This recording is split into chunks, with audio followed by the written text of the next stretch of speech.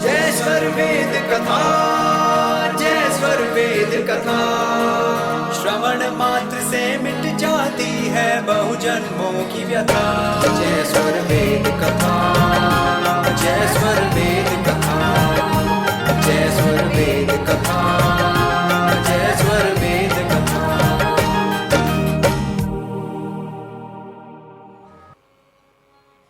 आज हमारी इस यात्रा का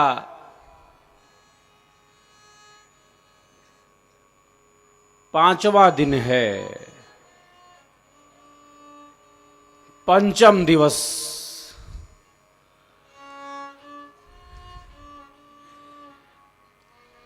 के पड़ाव पर आज हमारी यात्रा पहुंची है।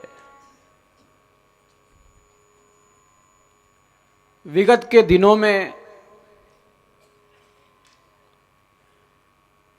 हम सब ने इस पुण्य धरा पर ऐसी नमस्य भूमि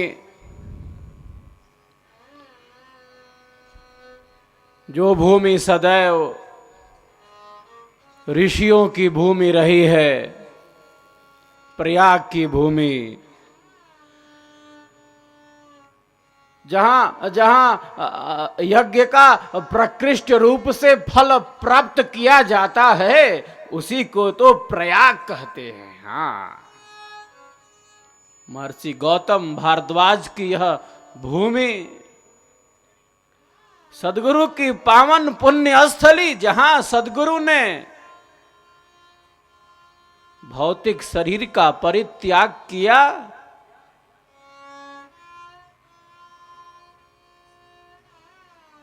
हमारे लिए तो यह परम पावन तीर्थ है, इसलिए कि हमारे सदगुरु ने इसी स्थान पर अपने भौतिक शरीर का परित्याग किया।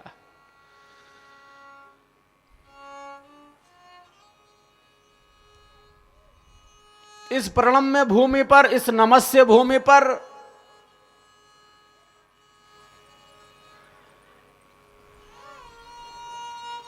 जहां ज्ञान भक्ति वैराग्य की त्रिवेणी प्रवाहित होती रही है,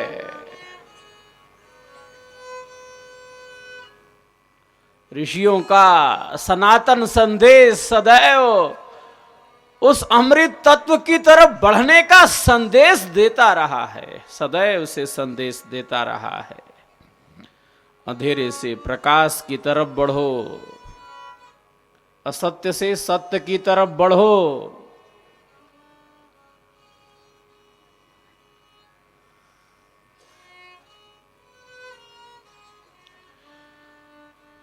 मृत्यु से अमरत्व की तरफ बढ़ो। कुंभ का क्या अर्थ है? कुंभ किसे कहते हैं? क्या केवल भौतिक स्नान पर्याप्त है? क्या केवल शरीर का स्नान पर्याप्त है? कुंभ का क्या अर्थ है? कुंभ किसे कहते हैं? कुंभ से क्या अभिप्रेत है? कुंभ का शाब्दिक अर्थ कलश है। इस कलश में अमृत भरा है, शरीर रूपी कलश है। अरे इस कलश में आत्मा अमृत है, इस शरीर रूपी कलश में परमात्मा अमृत है।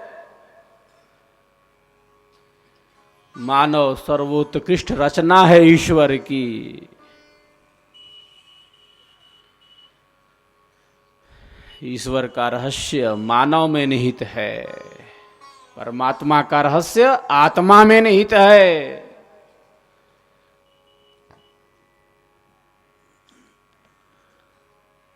तो बाहर की त्रिवेणी ये सिंबल है, हाँ, ये प्रतीक मात्र है साहब। ये दिखा देती है, ये प्रतीक मात्र है कि आपके भीतर भी त्रिवेणी है, आपके भीतर भी गंगा है, आपके भीतर भी यमुना है, आपके भीतर भी त्रिवेणी है। बाहर की त्रिवेणी यही संकेत करती है, बस इसका यही काम है।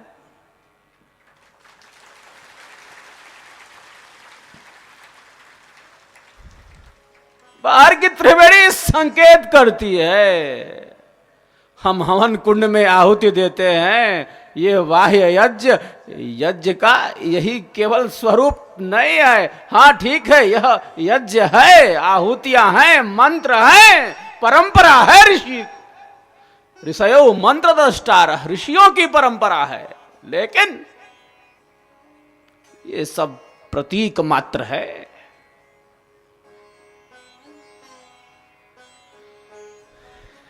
आंतरिक प्रक्रिया है यज्ञ की।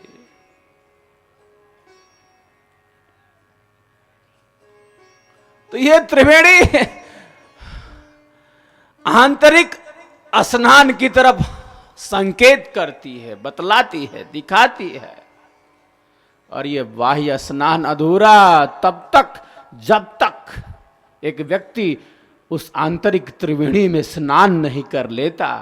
और एक विहंगम योगी इसी आंतरिक त्रिवेणी में स्नान कर लेता है। वह सेवा, सत्संग और साधना की त्रिवेणी में स्नान कर लेता है। जो सेवा, सत्संग और साधना की, जो सेवा, सत्संग और साधना की त्रिवेणी में स्नान कर लेता है, वह तो शुद्ध हो जाता है।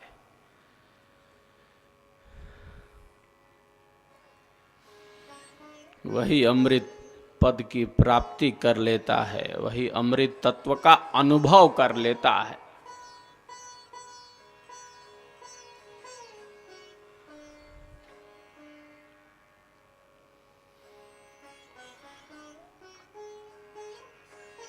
अमृत का यही अर्थ है, यो न मृतः, अर्थात जो मरा नहीं, जो मरता नहीं, वह उत्पन्न भी नहीं होता। वह शाश्वत है, वह नित्य है, वह सनातन है, वह सहज है, वह निरंतर है।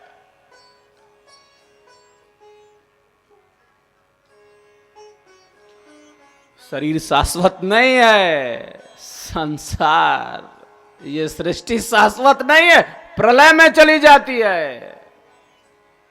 ये शरीर नष्ट हो जाता है। जो भी कार्य रूप पदार्थ हैं अपने कारण में चले जाते हैं।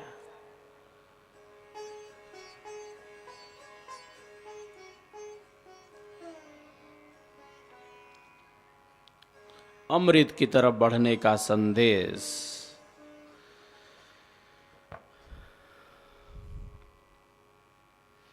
जो पदार्थ उत्पन्न नहीं होते, इसलिए वे मृत्यु को प्राप्त भी नहीं होते। सीधी सी बात है, सीधी सी बात है। जो उत्पन्न नहीं होता वह मृत्यु को भी प्राप्त नहीं होता।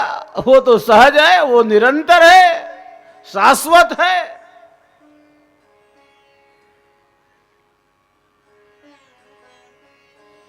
दृश्य शरीर का अदृश्य आधार वह आत्म तत्व है।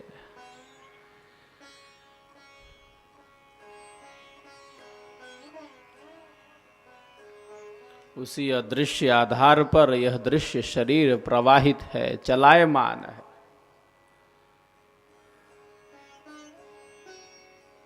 तो आज पंचम दिवस की यात्रा शुरू हो रही है। हाँ, पांचवा दिन आज प्रगति पर है। कल चतुर्थ दिन व्यवधान आ गया था। व्यवधान क्या कहा जाए, प्रकृति में तो ये सब है ना। ये शरीर ही पार्थिव है, ये शरीर प्रकृति का बना है। हम कहते हैं पार्थिव है क्योंकि शरीर का मुख्य बाहरी और भीतरी भाग यह पृथ्वी तत्वों का बना है।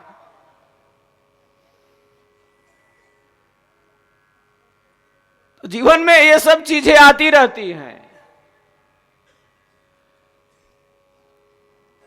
लेकिन स्वरवेद कथा में तो कल व्यवधान नहीं हुआ। कल भी तो आनंद का लाभ लिया, आप सबने लिया ना लाभ। तब देखिए प्रकृति अपना कार्य कर रही, हम अपना काम कर रहे। प्रकृति में भी बहुत शक्ति है, प्रकृति में भी बहुत बड़ी शक्ति है। क्योंकि ये किसकी शक्ति है? ईश्वर की शक्ति है।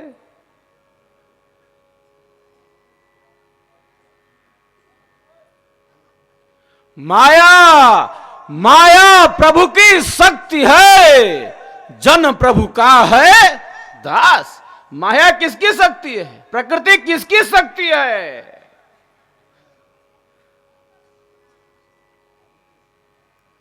ईश्वर की शक्ति है। बड़ी विशाल शक्ति है प्रकृति में भी, बहुत अद्भुत शक्ति है।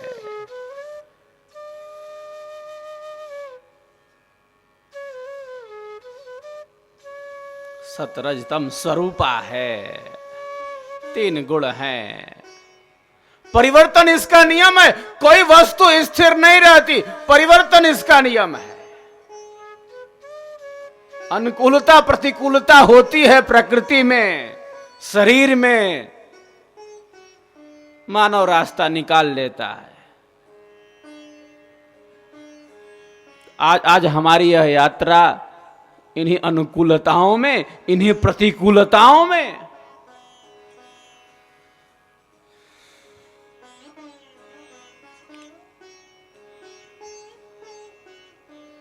पंचम दिवस तक पहुंची है।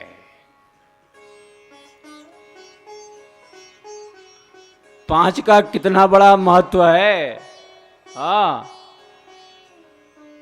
पंच संख्या का बहुत बड़ा स्थान है हमारी भारतीय संस्कृति में, हमारे जीवन में।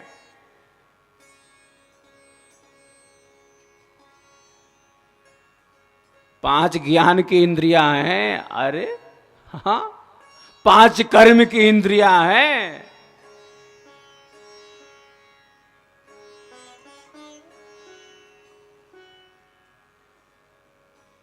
अरे ये शरीर ही पंच भौतिक है। सबसे बड़ा मामला तो ये है, सबसे बड़ी बात तो ये है,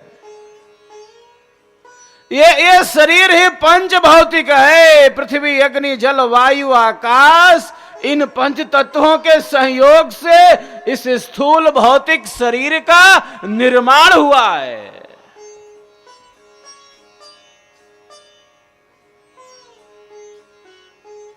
ये शरीर पंच भौतिक। हाँ देखिए 5 का मामला कितना है।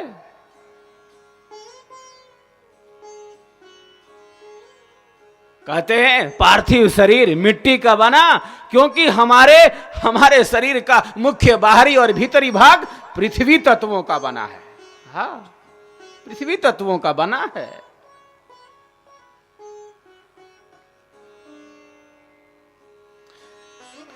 अग्नि केवल बाहरी थोड़े ही है। ये आग खाली बाहरे नहीं खे, ये भीतरों भी आ।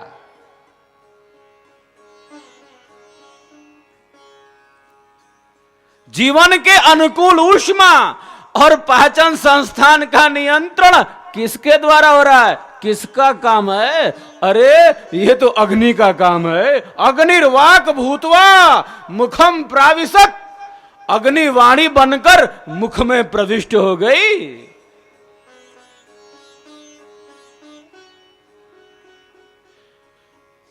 जो पिंड में है वो ब्रह्मांड में है, जो ब्रह्मांड में है वो पिंड में है।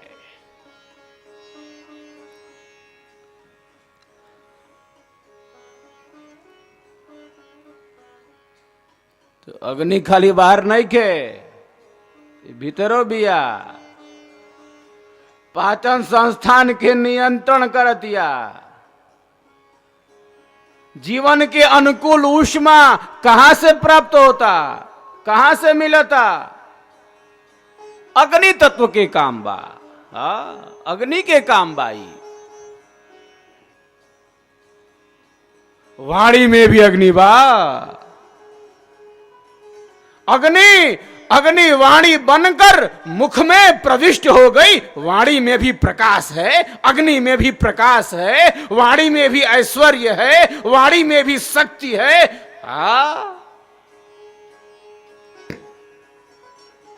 पराज मूलाधार में हृदय में पश्यन्ति, कंठ में वही है मध्यमा मूक बैखरी अंत। 4 प्रकार हैं इसमें।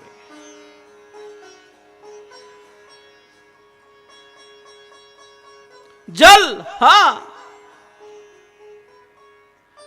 हमारे शरीर में प्रतिष्ठित है। समस्त पदार्थों का संश्लेषण करना, ये जल तत्वों की भूमिका है इसमें। शरीर में समस्त अवकाश प्रदान, ये आकाश तत्वों से निर्मित बने हैं।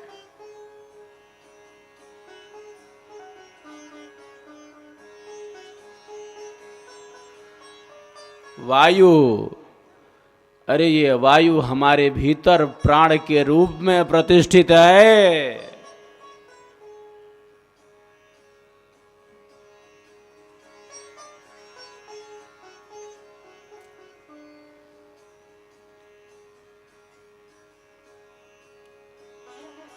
पंच प्राण के रूप में और पंच उप प्राण के रूप में।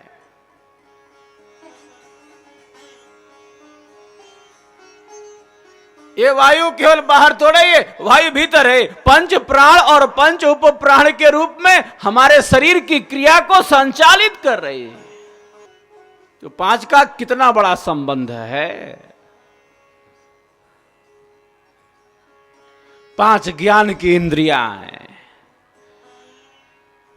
5 कर्म की इंद्रियां हैं, जिनसे हम ज्ञान और कर्म का संपादन कर रहे हैं।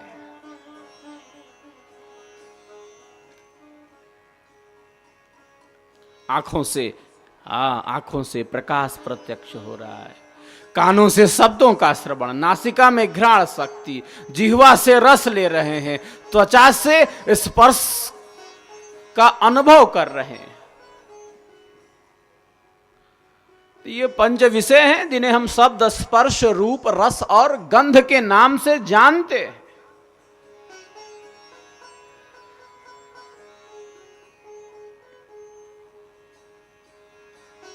ये भी 5 हैं। इंद्रियों के 5 विषय हैं, ये भी तो 5 हैं।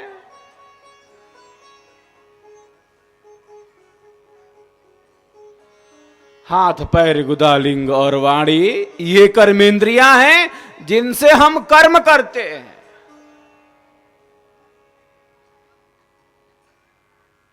तो ज्ञान और कर्म का समन्वय है। 5 ज्ञान की इंद्रियां और 5 कर्म की इंद्रियां, जिनसे हम इस शरीर की गाड़ी को आगे बढ़ा रहे हैं। ज्ञान और कर्म से ये शरीर चल रहा। ये शरीर कैसे चल रहा है? ज्ञान और कर्म से चल रहा है। शरीर की गाड़ी चल रही है।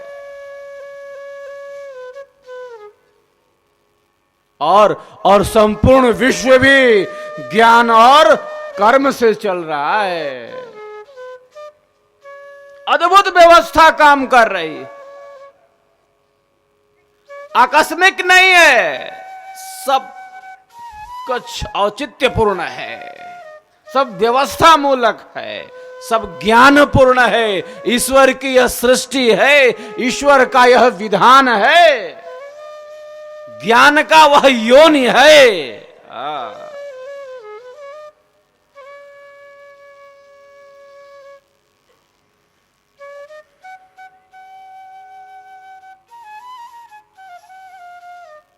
समस्त चराचर जगत में व्याप्त वह सत्ता है।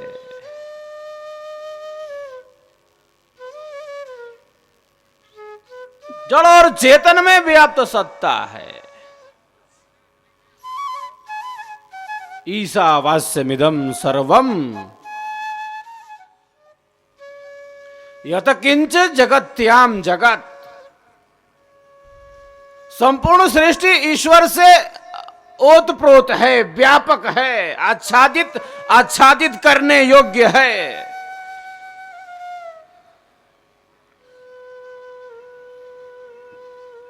संपूर्ण चराचर जगत, जड़ चेतन जगत,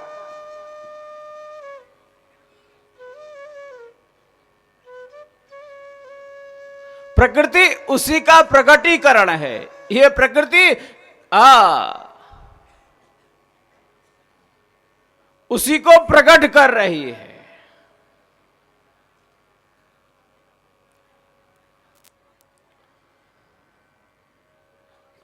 वह सत्ता इसमें भी व्याप्त है और इससे परे भी है। दो विरोधी स्वभावों का एक साथ स्वामी है, एक साथ मालिक है।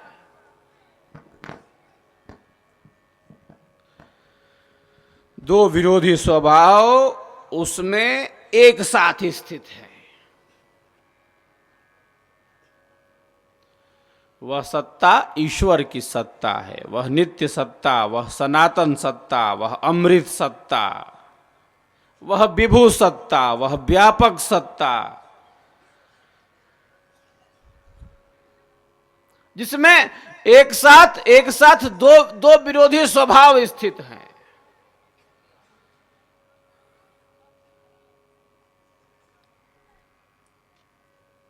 प्रकृति में भी है, प्रकृति उसी को प्रकट करती है। सूर्य अपना काम कर रहा है, चंद्रमा अपना काम कर रहा है, ये पृथ्वी अपनी कक्षा में घूम रही है, ये पेड़ पौधे, पहाड़, नदियां, ये जंगल, पर्वत, ये सब अपना काम कर रहे हैं।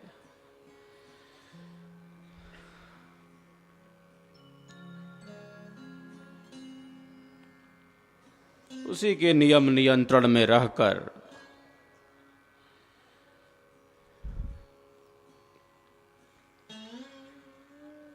ये समस्त पदार्थ अपना काम कर रहे हैं। संपूर्ण वातावरण में ऑक्सीजन घुला हुआ है। भौतिक वैज्ञानिक तो इन तत्वों को समझने का अभी प्रयत्न कर रहे हैं। भौतिक विज्ञान के लिए अभी बहुत कुछ जानना शेष है। भौतिक विज्ञान का कार्य है प्रकृति का अन्वेषण करना। सूर्य की किरणों पर अभी शोध प्रारंभ हुआ है, बड़े ही प्रारंभिक स्तर पर है।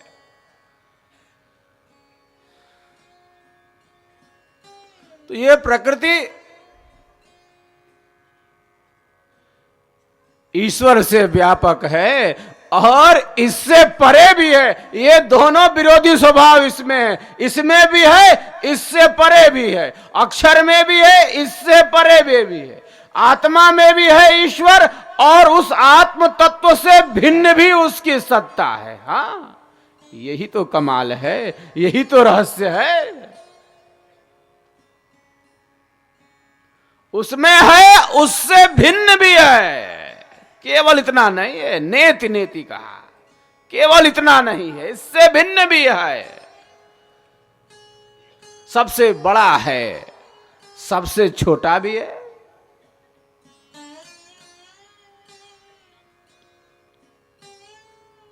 क्योंकि आत्मा से भी सूक्ष्म सत्ता है। सूक्ष्माति सूक्ष्मम कलिलस्य मध्ये विश्वस्य सृष्टा मनेक रूपम। सूक्ष्म से सूक्ष्म और बृहद से बृहद सत्ता।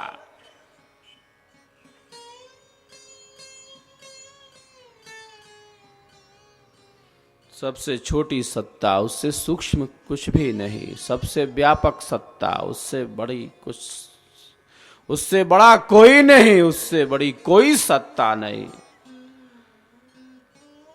दो विरोधी स्वभावों का एक साथ स्वामी है।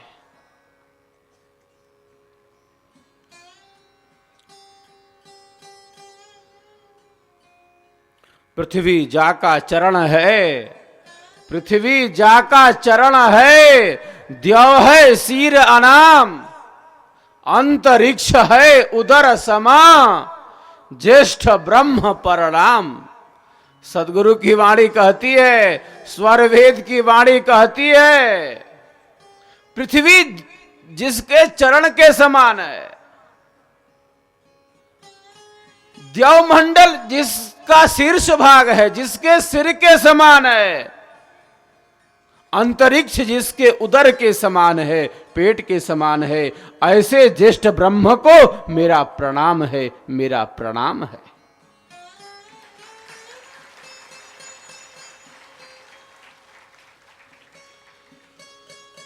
तो यह प्रकृति उसी परमात्मा को प्रकट करती है।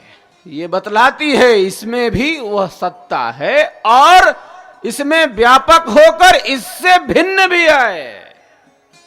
जर्रे जर्रे में है, जर्रे जर्रे में है झांकी भगवान की, किसी सूझ वाली आंख ने पहचान ली। वह दृष्टि, वह भेद, वह ज्ञान, वह युक्ति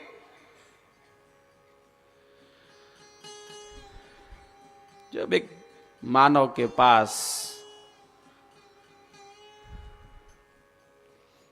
प्राप्त हो जाता है, एक मानव प्राप्त कर लेता है, तब सर्वत्र उसका अनुभव करता है। वह चेतन दृष्टि, वह दूर दृष्टि, वह व्यापक दृष्टि, वह सम्यक दृष्टि, वह विभु दृष्टि। चलते हैं अब हम स्वरवेद में, तन्मय होकर स्वरवेद की दिव्य वाणियों का श्रवण कर लेते हैं। बिना इसके यह यात्रा तो पूर्ण होती नहीं है। इसी से वह दृष्टि, यह ज्ञान, वह भेद, वह विवेक जागृत हो जाता है। यह विहंगम योग का प्राण तत्व है, यह ब्रह्म विद्या का प्राण तत्व है। ब्रह्म विद्या का प्रसार जन जन तक हो, इसीलिए यह महानतम सदग्रंथ है। सदगुरु का यह महानतम सदग्रंथ है, यह स्वरवेद है। जन जन तक यह पहुंचे, जिससे यथार्थ ज्ञान हो, वास्तविक ज्ञान हो, स्वयं की अनुभूतियों को अभिव्यक्ति प्रदान किया गया है। यह स्वरवेद है, यह ब्रह्म विद्या है, यह विहंगम योग का प्राण है। शुभ संस्कारों का उदय होता है, अशुभ संस्कार नष्ट होते हैं, विवेक जागृत होता है, अविद्या अंधकार नष्ट हो जाते हैं।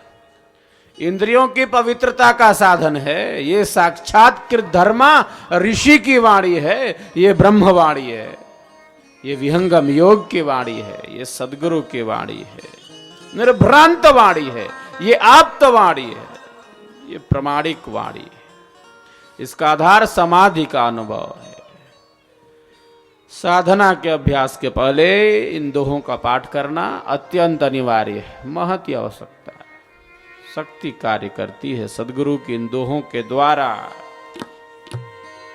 तन्मय होकर आप सभी इन दिव्य वाणियों का श्रवण करें। पंचम दिवस की इस यात्रा में मैं आपको ले चलता हूं स्वरवेद में। तन्मय होकर आप सभी इन दिव्य वाणियों का श्रवण करें।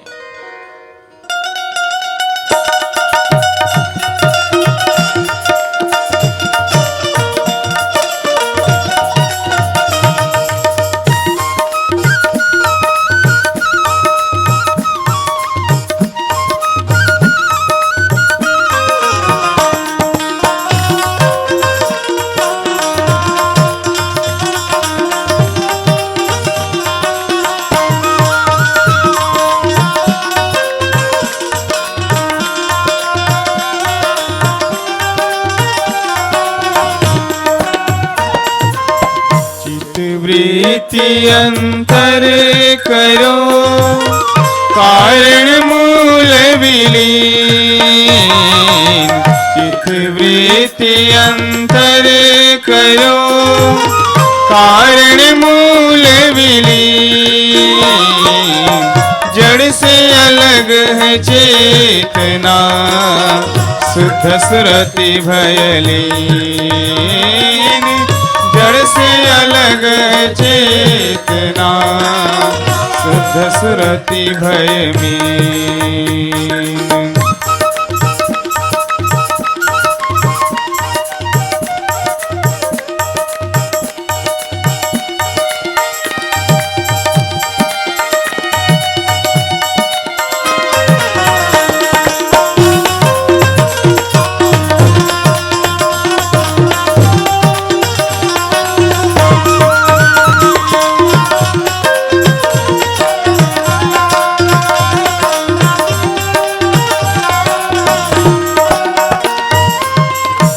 मन प्रज्ञा जड़ करण चेतन सुरति प्रकाश।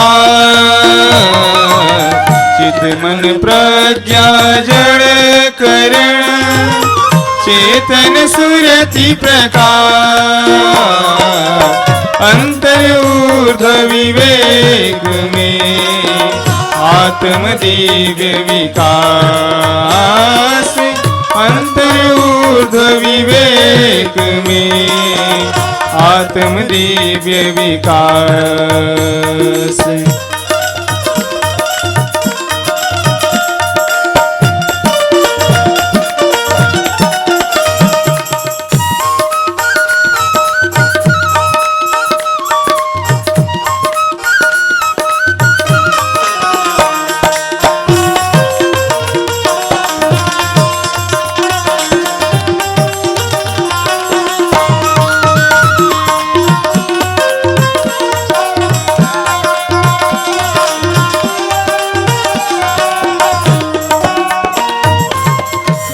चित मन भाव में विषय उठे नहीं को, बुद्धि चित मन भाव में विषय उठे नहीं को, योग शांति सुख मूल है मुख ढोंग भ्रम सोय, योग शांति सुख मूल है मुख ढोंग भ्रम सो। इन वाणियों में अंतःकरण के संबंध में सद्गुरु ने अपने सिद्धांत का वर्णन किया।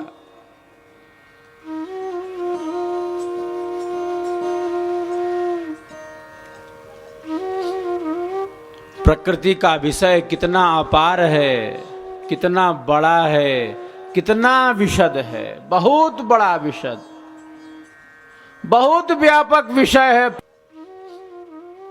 प्रकृति का विषय कितना अपार है, कितना बड़ा है, कितना विशद है, बहुत बड़ा विशद, बहुत व्यापक विषय है प्रकृति का, बहुत बड़ा फैलाव है।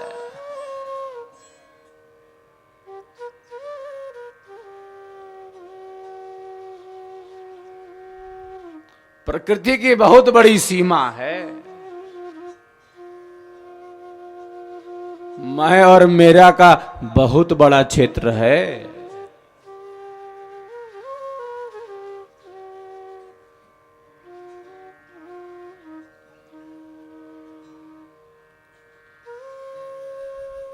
क्योंकि यह शरीर ही पार्थिव है, मिट्टी का है शरीर, प्रकृति के तत्वों से बना है ये शरीर।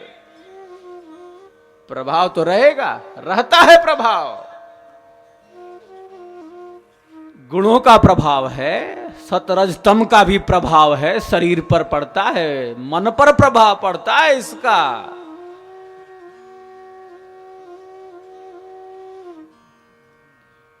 और अनेकानेक व्यक्तियों का जीवन बहा जा रहा है इसी प्रवाह में, इन्हीं स्थितियों में इनका जीवन बहा जा रहा है।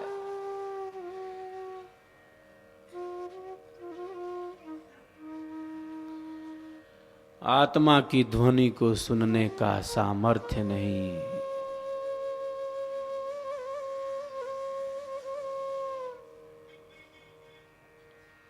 केवल यह प्रवाह प्रकृति का, ये रूप, ये रंग, ये ढंग, ये सारा खेल ही प्रकृति का है। ये पंचभूत का कार्य, ये प्रकृति का कार्य, यह कार्य ही सारा संसार का।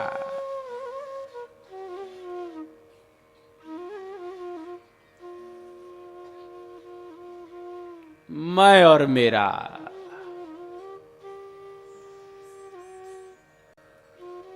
बहुत मजबूत हैं जड़ें इसकी।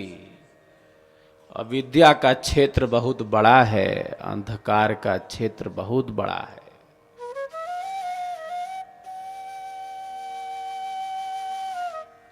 मिथ्या ज्ञान का क्षेत्र बहुत बड़ा है, व्यापक है।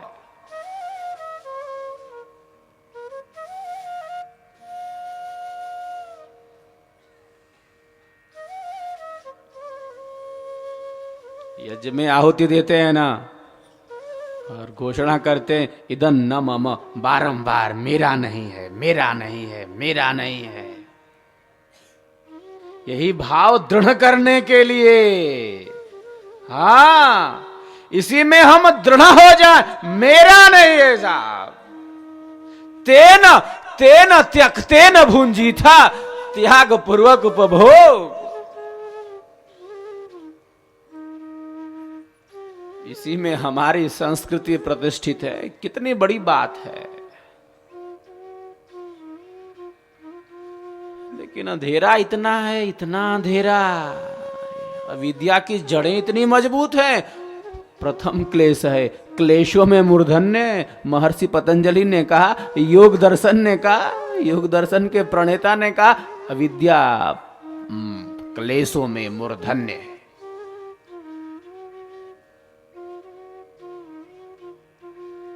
इसे कहते हैं वस्तु कुछ है, उससे भिन्न उसका ज्ञान प्राप्त हो रहा है। ज्ञान का अभाव अविद्या नहीं, उस सब ज्ञान रखा है, लेकिन उसका ज्ञान ही विपरीत है, मिथ्या है। बहुत मजबूत जड़ें हैं इसकी। इदं न मम, यह मेरा नहीं है। त्याग में प्रतिष्ठित होना, समर्पण में प्रतिष्ठित होना, प्रेम में प्रतिष्ठित होना बहुत बड़ी वस्तु है। सबसे बड़ी आवश्यकता है आज इसकी। हमारे भारतीय संस्कृति इसी में प्रतिष्ठित रही है। ऋषियों का दर्शन हमें इसी में प्रतिष्ठित करता है।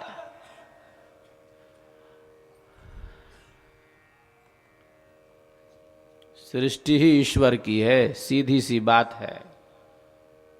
निमित्त कारण ही ईश्वर है। हाँ, सृष्टि ही ईश्वर की है। मैं और मेरा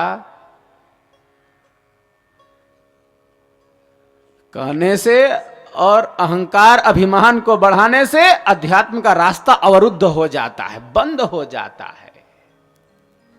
त्याग सकल जग यों करे, त्याग सकल जग यों करे, सब प्रभु का मम नाहि। मैं भी प्रभु का जनन में, सो प्रभु बस मम माहि। स्वरवेद की वाणी कहती है। तो त्याग पूर्वक उपभोग की कला ये ब्रह्म विद्या सिखलाती है। विहंगम योग इसी में स्थित कर देता है। यह मात्र व्याख्यान का ही विषय नहीं है, यह सिद्धांत निरूपण का ही विषय नहीं है, बल्कि इसे क्रियात्मक रूप में, व्यवहारिक रूप में कैसे हम अपने जीवन में धारण करें, विहंगम योग हमें आपको उसमें स्थित कर देता है। अनेक साधक इसमें स्थित हो चुके हैं। मैं और मेरा से ऊपर उठ गए। बहुत व्यक्ति कहते हैं कि मैं फल की इच्छा के त्याग के साथ कर्म कर रहा हूं। केवल मानसिक संकल्प से, केवल मन का आपका संकल्प है कि मैं फल की इच्छा के त्याग के साथ कर्म कर रहा हूं। अरे साहब, केवल मानसिक संकल्प के द्वारा ये गाड़ी पटरी पर नहीं आती। ये बड़ा विशिष्ट पथ है, बड़ा सूक्ष्म पथ है।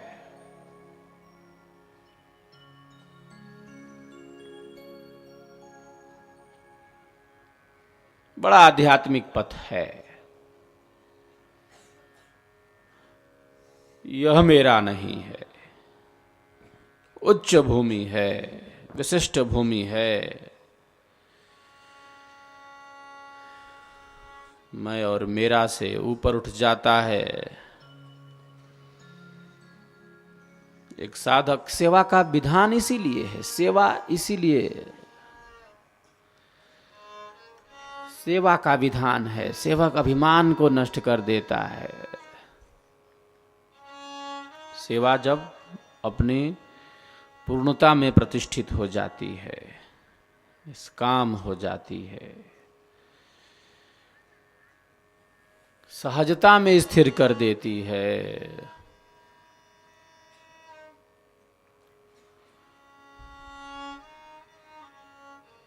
कलमश से दूर कर देती है, मैं और मेरा से ऊपर उठा देती है।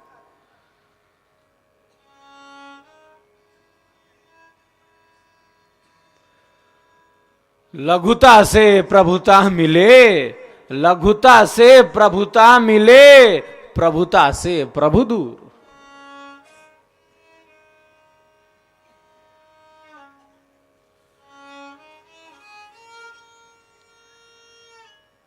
यहां यह सिद्धांत है, यहां यह नियम है, लघुता से सेवक ही यहां सब कुछ प्राप्त कर लेता है। जो सेवक होता है वही अध्यात्म का पथिक बन पाता है।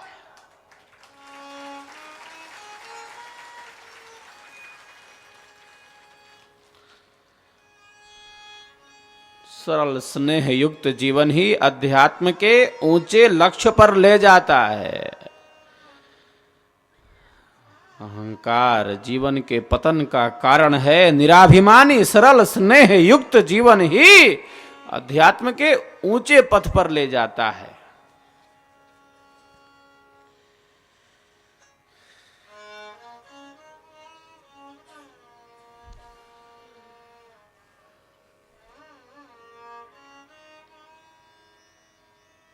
तो हमारी भारतीय संस्कृति आप देखिए सेवा में प्रतिष्ठित है, सत्संग में प्रतिष्ठित है, साधना में प्रतिष्ठित है, प्रेम में, सद्भावना में, मैत्री में, करुणा में, विनम्रता में, सहजता में, स्थिरता में, गंभीरता में, विवेक में, धैर्य में, क्षमा में, शांति में।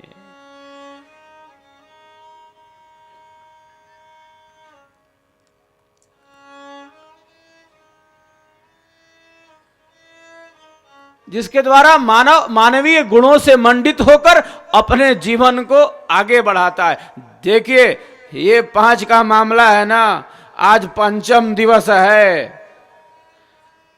तो ये ज्ञानेंद्रियां शरीर को आगे बढ़ाती हैं। ज्ञान की इंद्रियां और कर्म की इंद्रियां, ये 5 हैं हमारे आपके शरीर में। ये क्या करती हैं? ये शरीर की गाड़ी को आगे ले जाती हैं। इनका यही काम है। ये इस प्रवाह को आगे बढ़ाती हैं।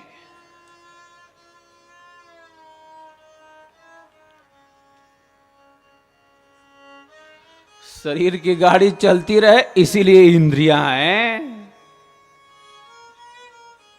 आत्मानं रथिनं विद्धि शरीरम रथमेव तु बुद्धिम तो सारथिम विद्धि मनः प्रग्रहमेव च इंद्रियाणि हयानाहुर विषयास्तेषु गोचरान् आत्मेन्द्रिय मनोयुक्तम भोक्ते त्याहुर मनीषिणः। आत्मा रथी है।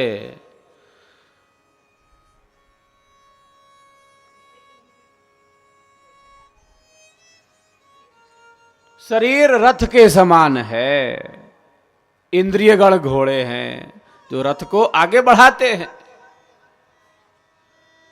मन लगाम है, बुद्धि सारथी है, क्योंकि उसके पास निर्णय की शक्ति है, उसके पास विवेचन की शक्ति है।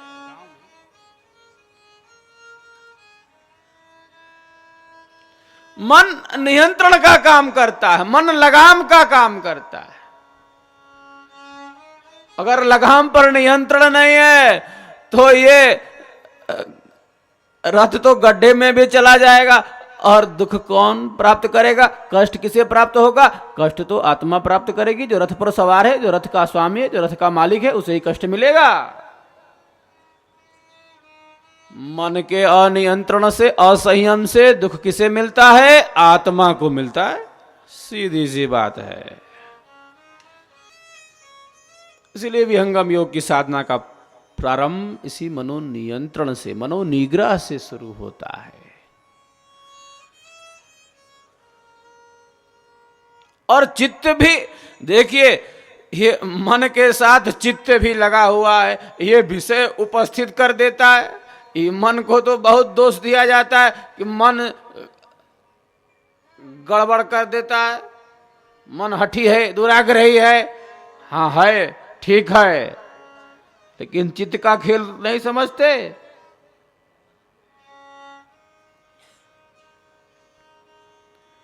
चित्त ही तो वो समस्त विषय उपस्थित कर देता। चित्त चित्रपट है, कैमरा है, वस्तुओं को खींच लेता है, कैच कर लेता है। हाँ,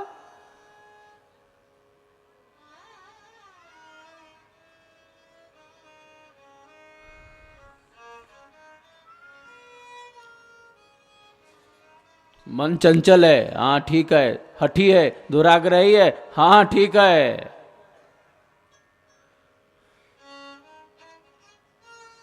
चार अंतःकरण है, मन बुद्धि चित्त अहंकार। अरे आपके पास चित्त है जिसमें अनेक जन्मों के संस्कार दबे भरे पड़े हैं। कैमरा है, वस्तुओं को खींच लेता है, कैच कर लेता है, स्टोर कर लेता है।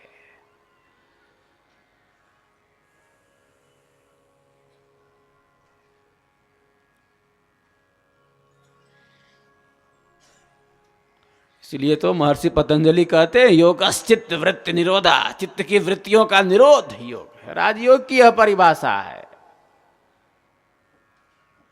चित्त में ये विषयों का ये प्रवाह है, आत्मा के साथ यह चित्त है जिसमें बड़ा प्रवाह है। विषयों का एक बहुत बड़ा प्रवाह चित्त के साथ है। व्यक्ति घबराता है मृत्यु से। हाँ, जब भी प्राणों पर संकट आएगा तो व्यक्ति घबराने लगता है।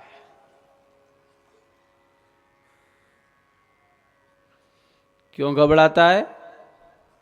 क्योंकि इन्होंने मृत्यु के दुख का, कष्ट का अनुभव किया है। सीधी सी बात है। इसीलिए जब भी प्राणों पर संकट आता है हाथ पैर चलाने लगता है, प्राणों पर आए संकट को दूर करना चाहता है, क्योंकि पूर्व में मृत्यु के कष्ट का अनुभव कर चुका है। जन्म और मरण की वेदना को जानता है, अनुभव है। चित्त में, हाँ, चित्त में ये सारे संस्कार सूक्ष्म रूप से दबे भरे पड़े हैं। अंतःकरण है ना, आंतरिक करण है, सूक्ष्म करण है।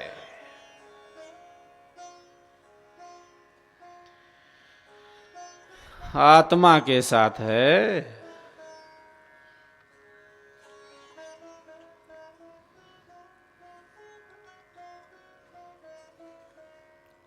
तो चित्त का खेल बदलता रहता है, अनेक अवस्थाओं में ये काम करता है, प्रकृति के गुणों से ये प्रभावित हो जाता है। क्षिप्त, मूढ़, विक्षिप्त, एकाग्र और निरुद्ध, ये 5 अवस्थाएं भी हैं। देखिए 5 का मामला यहां भी तो आ गया। 5 का चक्कर तो छूटता नहीं है। आ गई ना 5 फिर से, फिर आ गई 5। पंचम दिवस पर 5 बार बार आता है। चित्त की ये 5 अवस्थाएं हैं। हाँ, जिसे ऋषि ने कहा क्षिप्त, मूढ़, विक्षिप्त, एकाग्र और निरुद्ध, ये चित्त की 5 अवस्थाएं हैं और व्यक्ति का चित्त इन्हीं अवस्थाओं में घूमता रहता है।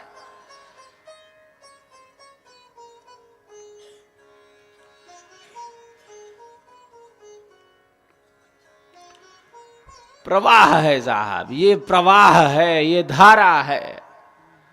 और व्यक्ति का जीवन इससे प्रवाहित हो रहा है, इससे प्रभावित हो रहा है। सदैव सदैव ये धारा चल रही है, ये प्रवाह चल रहा है, गुणों का प्रभाव है। चलिए इसके बारे में अभी विचार विमर्श करेंगे।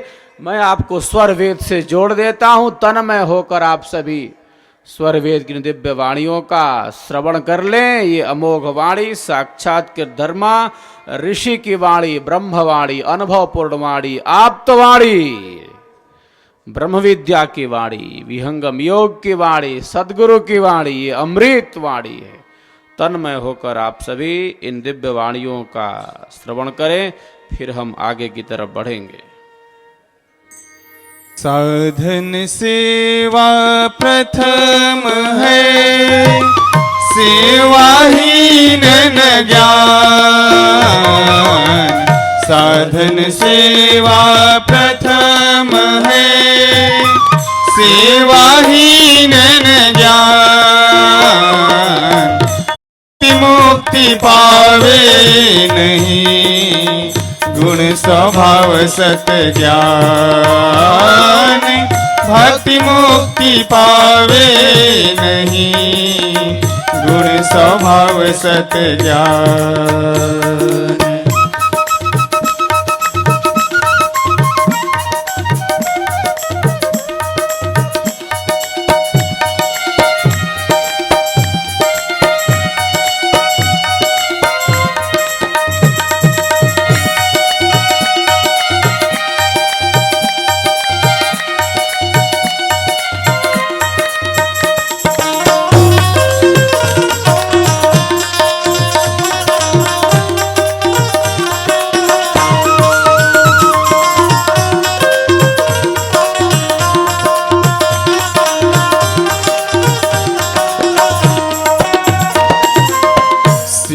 सद्गुरु संत की अधिकारी मन आप। सेवा सद्गुरु संत की अधिकारी मन आप। जिज्ञासु वह नाही है, सेवक सेव्यन भाव। जिज्ञासु वह नाही है, सेवक सेव्यन भाव।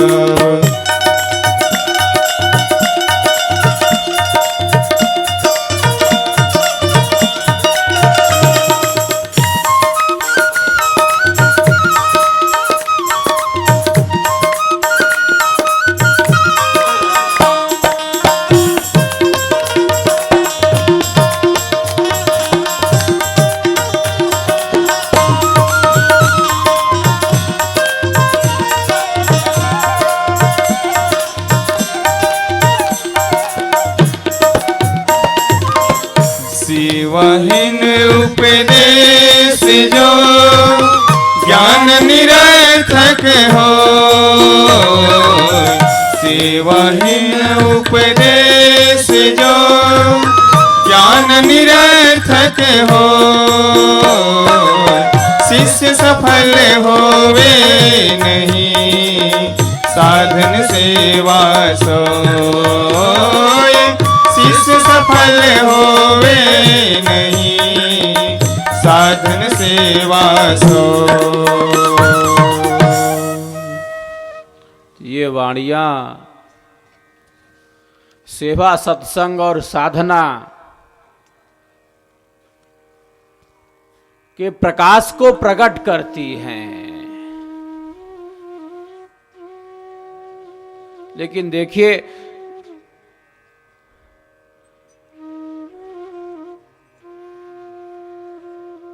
सबके चित्त की भी ऐसी स्थिति नहीं है, सबका ऐसा प्रारब्ध भी नहीं है। प्रारब्ध का भी बहुत बड़ा खेल है, कर्मों का बहुत बड़ा खेल है। सबके अपने भोग हैं, सबके अपने कर्म हैं, सबके अपने संस्कार हैं, सबके अपने भाव हैं, सबकी अपनी स्थिति है और सब उसमें दृढ़ हैं, सभी अपनी स्थिति में स्थित हैं।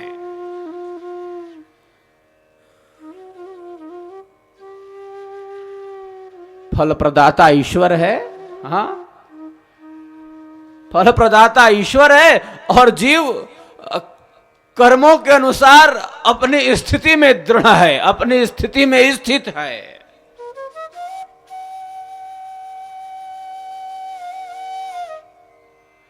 कर्म की विचित्रता से, हाँ, कर्म की विचित्रता से इतना सब कुछ विचित्र दिखता है हम सब आपको। इतनी विचित्रता है इस सृष्टि में, इतना रहस्य है। क्यों? क्योंकि ये कर्मों की विभिन्नता है, ये कर्मों की विचित्रता है, ये कर्मों का वैशिष्ट्य है। कर्म से ही सुख है, कर्म से ही दुख है, कर्म से ही आवागमन है, बंधन है। पाप पुण्य धर्म अधर्म विधि निषेध कर्तव्य अकर्तव्य, इतना सारा सब कुछ ये तो सब कर्म का ही फैलाव है।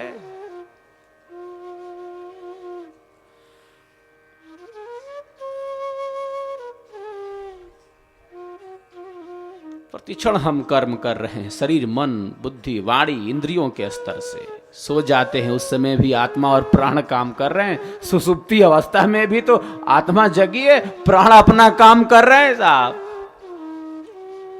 क्या मामला है?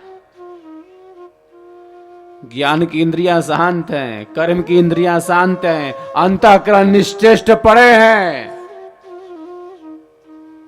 उस समय में भी आत्मा और प्राण सदैव जागृत है, कर्म का सृजन हो रहा है।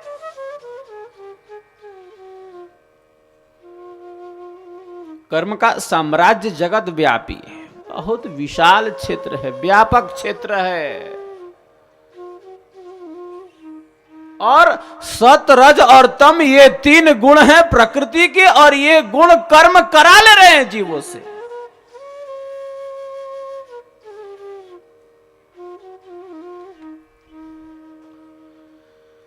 जीव शरीर में आबद्ध है, बंधन में है।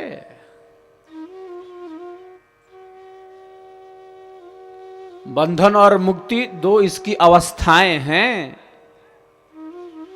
तीन प्रकार की ग्रंथियां हैं।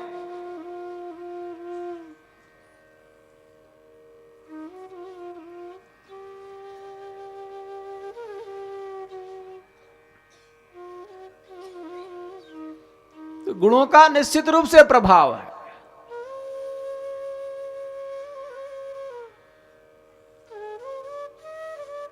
अब क्षिप्त अवस्था, हाँ, 5 अवस्थाएं हैं चित्त की। हाँ, आत्मा के साथ चित्त बैठा है, चित्रपट है, कैमरा है जो वस्तुओं को खींच लेता है, मन के समक्ष विषयों को उपस्थित कर रहा है।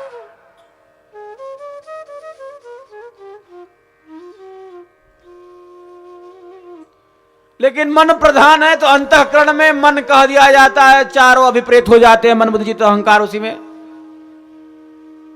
लेकिन वस्तुतः अलग अलग तत्व हैं, ये सूक्ष्म तत्व हैं।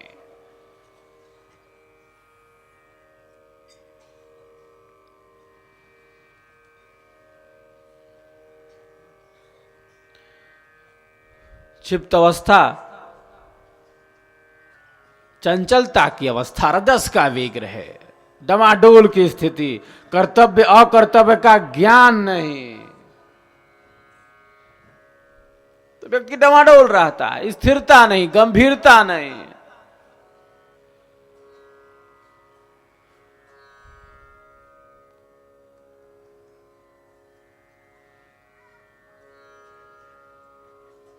इस प्रकार की मन स्थिति, इस प्रकार की चित्त की स्थिति, जिसे ऋषि ने कहा कि वह स्थिति क्षिप्त की स्थिति है, जिसमें रजस का वेग है। तो रजस चंचलता को बढ़ा देता है, स्थिरता नहीं है,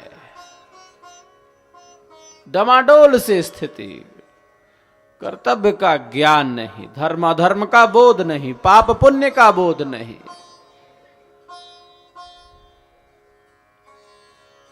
विवेक का अभाव।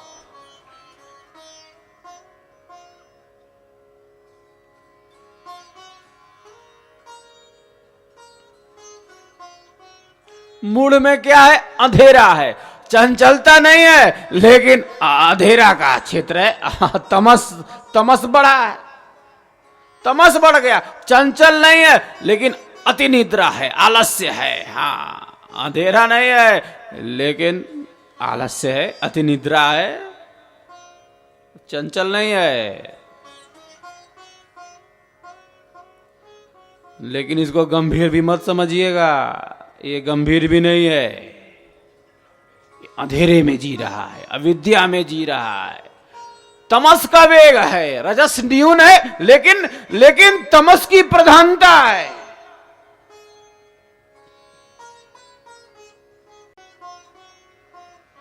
ये चित्त की ऐसी स्थिति है। शुभ कर्मों के प्रति उदासीनता है, श्रेष्ठ कर्मों के प्रति उदासीनता की स्थिति है उसके जीवन में। कर्तव्य कर्मों के प्रति भी उदासीनता का भाव है।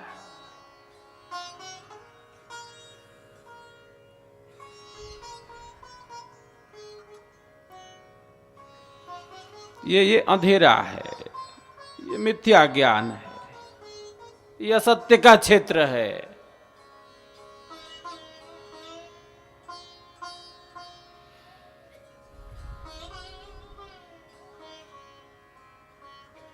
चित्त की ऐसी अवस्थाओं से व्यक्ति यदा कदा गुजरता है, उसके जीवन में ये सब चीजें आती हैं। जीवन में व्यक्ति के आ जाती हैं ये सब चीजें। परिवर्तन भी होता है, क्योंकि प्रकृति एक समान नहीं है, परिवर्तन नियम है इसका, शाश्वत नियम है। प्रकृति परिवर्तनशील है, कोई वस्तु यहां स्थिर नहीं रहने वाली है। प्रत्येक पदार्थ में परिवर्तन है। अब चित्त सदैव क्षिप्त में रहे, मूढ़ में रहे, यह भी आवश्यक नहीं है।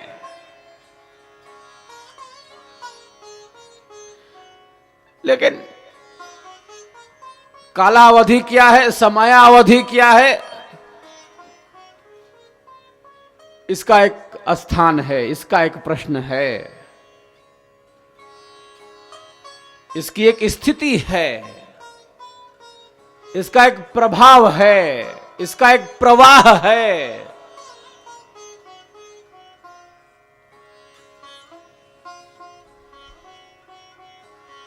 क्योंकि गुणों में परिवर्तन उसकी स्थिति को बदल देता है। सत्संग का प्रभाव भी उसकी स्थिति को बदल देता है और शुभ संस्कारों को जागृत कर देता है। तो क्षिप्त अवस्था है, क्षिप्त अवस्था है तो इसका काम गड़बड़ रहेगा। हाँ, ये तो रजस का वेग है, चंचलता है, इंद्रियों पर नियंत्रण नहीं, संयम नहीं, कोई विवेक नहीं, ज्ञान का कोई प्रकाश नहीं, अधर्म, अनैश्वर्य। हाँ, यही कार्य एक व्यक्ति के द्वारा होता है, क्योंकि उसका शरीर प्रवाहित हो रहा है, उसकी चेतना कहां है, उसकी चेतना का स्तर कहां है।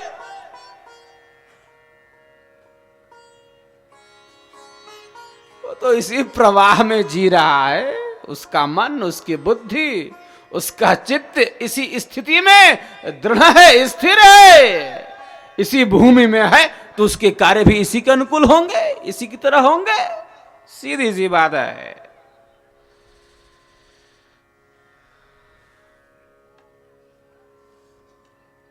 क्योंकि शरीर प्राकृतिक है, शरीर ही प्रकृति का है।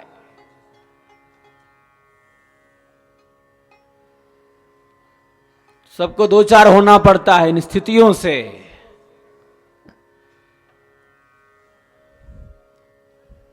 मूढ़ अवस्था, हाँ, रजस का कम है, चंचलता कम है, लेकिन अंधेरा बढ़ जाएगा।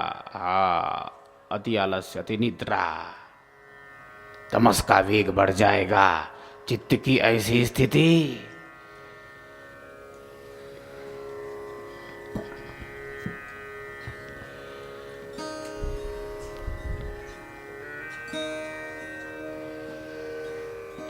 में एक व्यक्ति स्थित हो जाता है।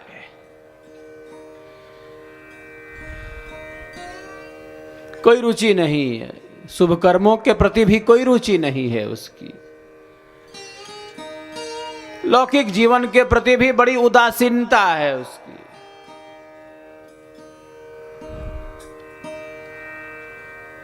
जीवन के यथार्थ से, जीवन के सार से परिचित नहीं है वह। बस ऐसे ही जीवन जा रहा है, कोई लक्ष्य नहीं, कोई उद्देश्य नहीं, जीवन व्यतीत हो रहा है।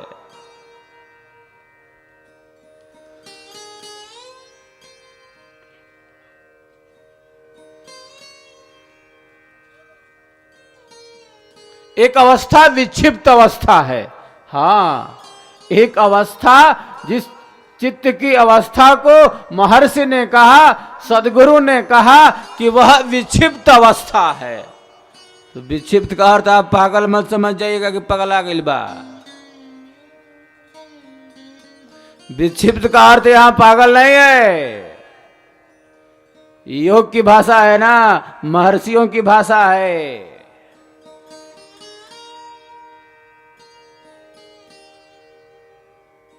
विक्षिप्त का अर्थ है कि वह श्रेष्ठ शुभ कर्मों में प्रवृत्ति दृढ़ हो रही है, वो रुचि लेने लगा है। हाँ, विक्षिप्त का अर्थ यह नहीं कि मानसिक अनियंत्रण की स्थिति में है। विक्षिप्त का अर्थ यहां यह नहीं है कि मानसिक शक्ति पर नियंत्रण नहीं है, ऐसे ही इधर उधर कर रहा है। रजस वाला तो मान लीजिए सामान्य लोक भाषा में विक्षिप्त कहा जा सकता है, कि अति चंचल है, तो विक्षिप्त का एक सामान्य लोक भाषा में जो अर्थ है वो उस पर फिट बैठ सकता है। क्योंकि क्षिप्त जो अवस्था है वो चंचल की अवस्था, इधर उधर कर रहा है, तनिक स्थिरता नहीं, तनिक गंभीरता नहीं, चित्त जमाडोल चंचल, तनिक स्थिर नहीं, तनिक गंभीरता नहीं, कोई नियंत्रण, कोई संयम नहीं, तनिक धीरता नहीं, तनिक धैर्य नहीं, बहा जा रहा है इसी अनियंत्रण में, इसी असंयम में बहा जा रहा है। यह क्षिप्त अवस्था है, क्योंकि रजस का वेग बढ़ गया है।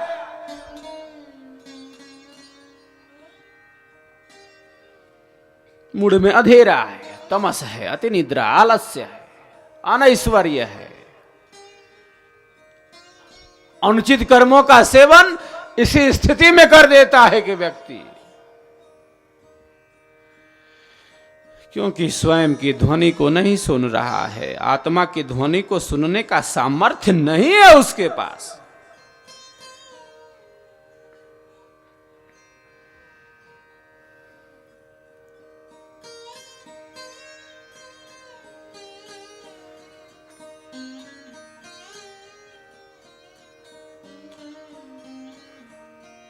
जब ये अंधेरा है तो वह अनुचित कर्मों का सृजन करेगा। चित्त ऐसी स्थिति में है उसका, हिंसा के कर्म करेगा, घृणा में जिएगा, द्वेष में जिएगा,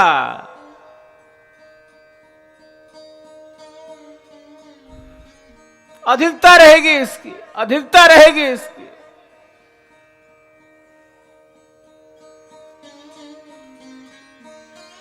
कम ज्यादा चलता रहता है, प्रकृति का ये संयोग है, ये तीनों गुणों का संयोग है।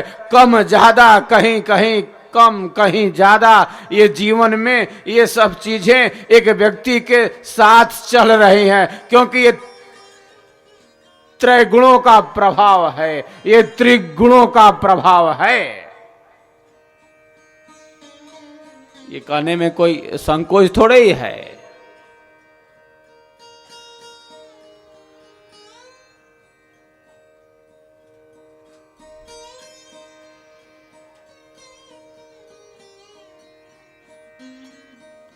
अब क्षिप्त मूढ़ विक्षिप्त में रहेगा तो हाँ, यही इन्हीं स्थितियों में वह दृढ़ रहेगा।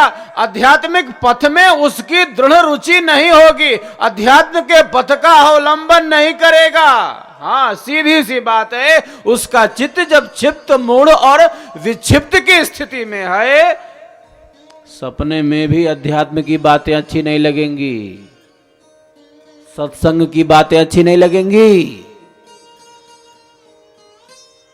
सत्संग में निक लगता,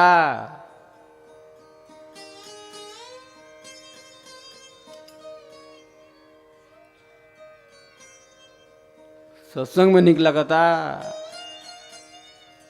चित्त के ऐसा स्थिति बात सत्संग में ना निकलागी, चित्त घुमावता, डमाडोल स्थिति बा।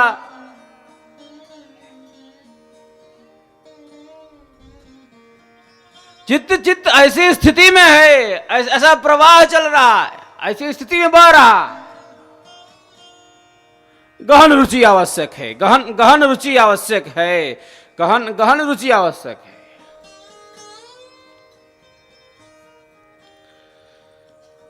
लेकिन सबका ऐसा प्रारब्ध कहां और सबकी ऐसी स्थिति कहां कि इसका लाभ ले सके, इसमें रुचि भी ले सके। ये भी बात है, सब बातें जुड़ी हुई हैं।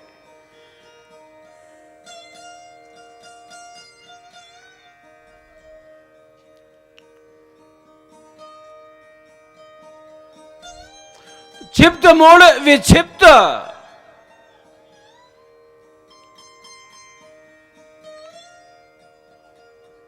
इन अवस्थाओं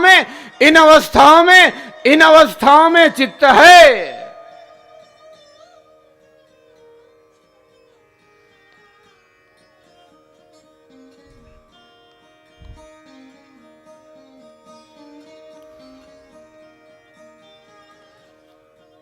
तो कभी रजस का वेग बढ़ जाएगा, कभी तमस का वेग बढ़ जाएगा, कभी न्यूनाधिक हो जाएगा, कभी कोई न्यून हो जाएगा, कभी कोई अधिक हो जाएगा, चंचलता बढ़ जाएगी तो कभी अंधेरा बढ़ जाएगा।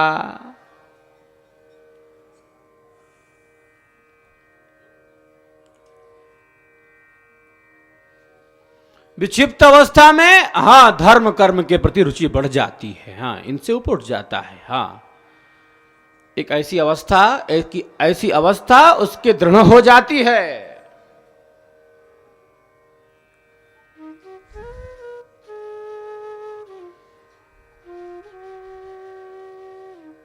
जब वह सात्विकता की तरफ बढ़ने लगता है, पवित्रता की तरफ बढ़ने लगता है, कर्तव्य अकर्तव्य के ज्ञान से पूर्ण होने लगता है, शुभ कर्मों में वो रुचि लेने लगता है। हाँ, ये सत्व का प्रभाव है, सत्व की अधिकता है जो व्यक्ति को ऐसी स्थिति में दृढ़ कर देता है।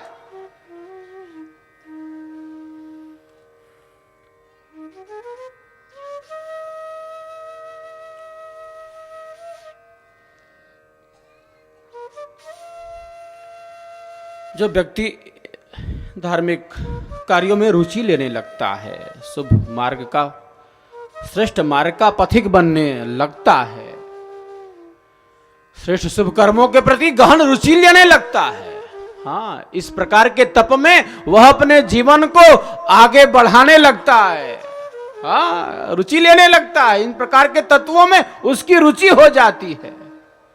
सत्संग में भी रुचि लेने लगता है क्योंकि सत्व की अधिकता है, ये शुभ कर्मों की तरफ उसे प्रेरित करेगा।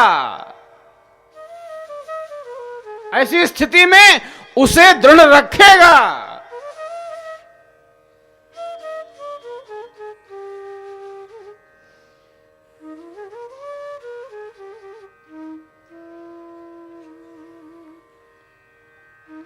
सदैव प्रतिपक्ष का चिंतन करता है वह। उस अवस्था में भी कभी कभी वितर्क बाधा उपस्थित करते हैं। हाँ, ऐसा नहीं है कि वितर्क बाधा उपस्थित नहीं करें, दुर्गुण बाधा उपस्थित ना करें, ऐसा नहीं है, क्योंकि सूक्ष्म रूप से वो सारे संस्कार दबे भरे पड़े, प्रसुप्त तनु विच्छिन्न और उदार, हाँ, ऐसी अवस्थाएं, क्लेश ऐसे कार्य करते हैं। क्लेश की भूमियां हैं ये।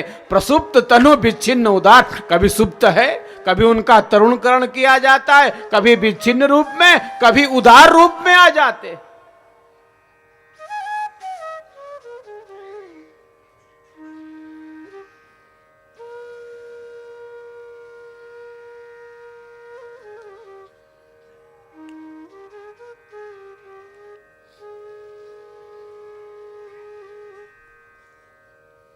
इस प्रकार से ये समस्त स्थितियां हैं।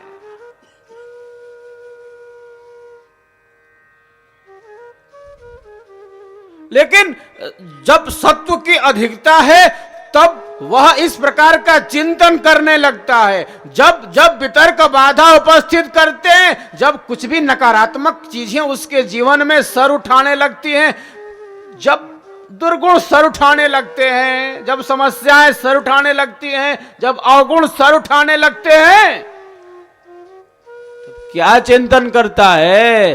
प्रतिपक्ष का चिंतन करता है। वितर्क बाधने प्रतिपक्ष भावनम, जब वितर्क बाधा उपस्थित करें तब प्रतिपक्ष का चिंतन करना चाहिए कि मैंने इन समस्त दुर्गुणों को सर्वथा त्याग करने का संकल्प ले लिया है, सर्वथा इनसे दूर रहने का संकल्प ले लिया है, और किसी में इतनी शक्ति नहीं है, किसी में इतनी ताकत नहीं है कि जो मुझे अपने पथ से गिरा दे, मुझे अपने पथ से अलग कर दे। इस प्रकार का चिंतन वह करने लगता है, क्योंकि यह सत्व की अधिकता है। ऐसी अवस्था में उसका चित्त आ जाता है।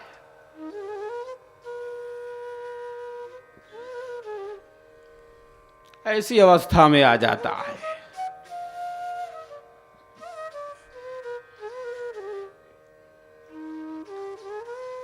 वितर्क बाधने प्रतिपक्ष भावनम, हाँ, जब वितर्क बाधा उपस्थित करें तो प्रतिपक्ष का चिंतन करने लगता है। उनके साथ बह नहीं जाता। बड़ी स्थिरता, गंभीरता, निर्छिर विवेक का वह ज्ञान प्राप्त कर लेता है। हंस जो है दूध पी लेता है, दुग्ध का पान कर लेता है, जल का त्याग कर देता है। जीवन में इसी निर्छिर विवेक की जरूरत है। बहुत सारी चीजें हैं जीवन में, क्या ग्रहण करना, किससे अपने को बचा लेना। एक विवेकी सदैव इसमें दृढ़ रहता है, इसमें स्थिर रहता है।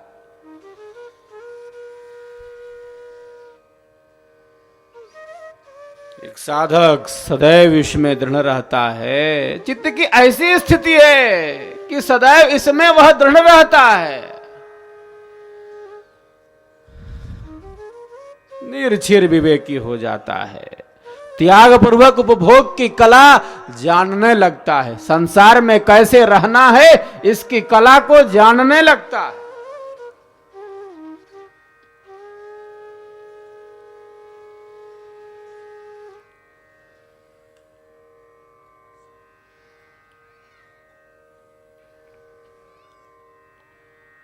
तो ऐसी अवस्था में वह शुभ कर्मों का पथिक बन जाता है। देखिए, कर्मों के भी प्रकार हैं। कल मैंने बताया था, संक्षिप्त में आज बताया था। 4 प्रकार शुभ, एक अच्छा शुक्ल कर्म है, एक कृष्ण कर्म है। हाँ, एक शुक्ल कृष्ण मिश्रित है, एक शुभ है, एक अशुभ है, एक मिक्सचर है, मिश्रित है। मानव के द्वारा होते रहते हैं, हमारे आपके द्वारा होते रहते हैं। हम जब चलते हैं अनेक जीवों को कष्ट पहुंचता है, हमारी इच्छा नहीं है, लेकिन अनेक छोटे जीव मारे जाते हैं, ताड़े जाते हैं। तो हमारे आपके द्वारा शुभ अशुभ मिश्रित कर्म भी होते रहते हैं। तो मानवों के द्वारा इन 3 प्रकार के कर्म होते हैं, एक शुभ, एक अशुभ और शुभ अशुभ मिश्रित। वितर्क बाधने प्रतिपक्ष भावनम, हाँ, जब वितर्क बाधा उपस्थित करें तो प्रतिपक्ष का चिंतन करने लगता है। उनके साथ बह नहीं जाता। बड़ी स्थिरता, गंभीरता, निर्छिर विवेक का वह ज्ञान प्राप्त कर लेता है। हंस जो है दूध पी लेता है, दुग्ध का पान कर लेता है, जल का त्याग कर देता है। जीवन में इसी निर्छिर विवेक की जरूरत है। बहुत सारी चीजें हैं जीवन में, क्या ग्रहण करना, किससे अपने को बचा लेना। एक विवेकी सदैव इसमें दृढ़ रहता है, इसमें स्थिर रहता है।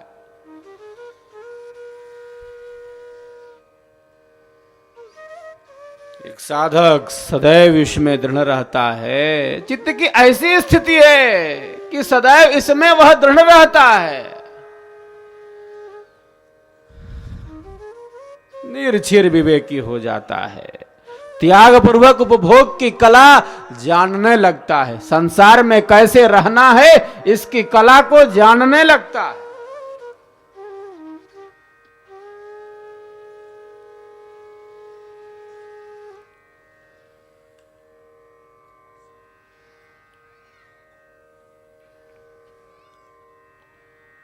तो ऐसी अवस्था में वह शुभ कर्मों का पथिक बन जाता है। देखिए, कर्मों के भी प्रकार हैं।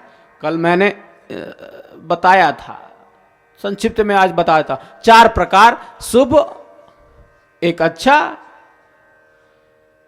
शुक्ल कर्म है, एक कृष्ण कर्म है। हाँ, एक शुक्ल कृष्ण मिश्रित है, एक शुभ है, एक अशुभ है, एक मिक्सचर है, मिश्रित है। मानव के द्वारा होते रहते हैं, हमारे आप के द्वारा होते रहते हैं। हम जब चलते हैं अनेक जीवों को कष्ट पहुंचता है, हमारी इच्छा नहीं है, लेकिन अनेक छोटे जीव मारे जाते हैं, ताड़े जाते हैं। तो हमारे आप के द्वारा शुभ अशुभ मिश्रित कर्म भी होते रहते हैं। तो मानवों के द्वारा इन 3 प्रकार के कर्म होते हैं, एक शुभ, एक अशुभ और शुभ अशुभ मिश्रित। कृषि आदि काम करते हैं, खेती आदि काम शुभ काम है, कितने जीव मारे जाते हैं, ताड़े जाते हैं। अन्न उत्पादन श्रेष्ठ कर्म है, शुभ कर्म है, लेकिन कितने जीव मारे जाएंगे, ताड़े जाएंगे। फसलों की रक्षा कितनी जरूरी है। शुभ अशुभ मिश्रित ये कर्म हो जाते हैं।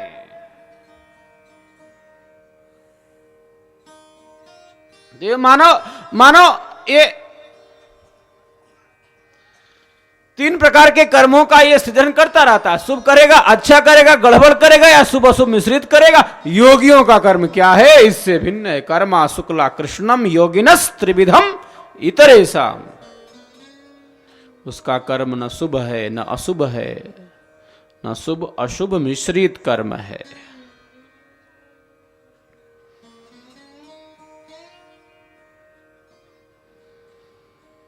तीनों से भिन्न है। तो बड़ी श्रेष्ठ स्थिति है, उच्च स्थिति है। जब चित्त की ऐसी अवस्था है,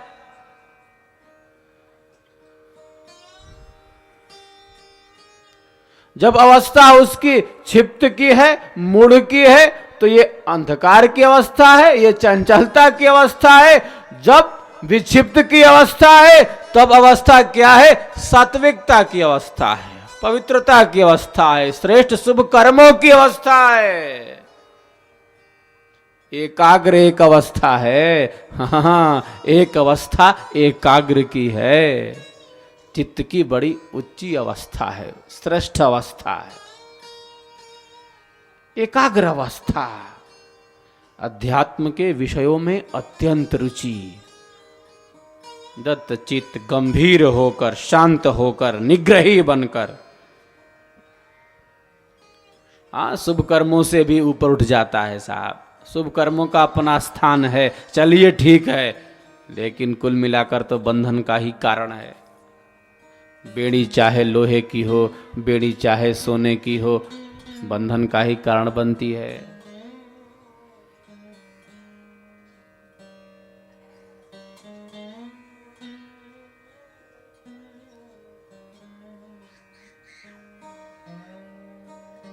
तो जिसका चित्त एकाग्र हो गया अरे वह शुभ और अशुभ से परे हो जाता है। हाँ, ये बड़ी बात है, ये बड़ी ऊंची स्थिति है, ये बड़ी श्रेष्ठ स्थिति है।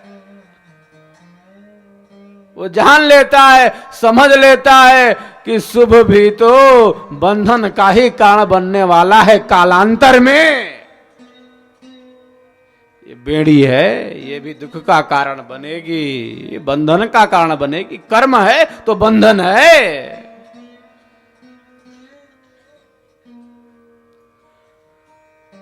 और करता भी है तो प्रार्थना वो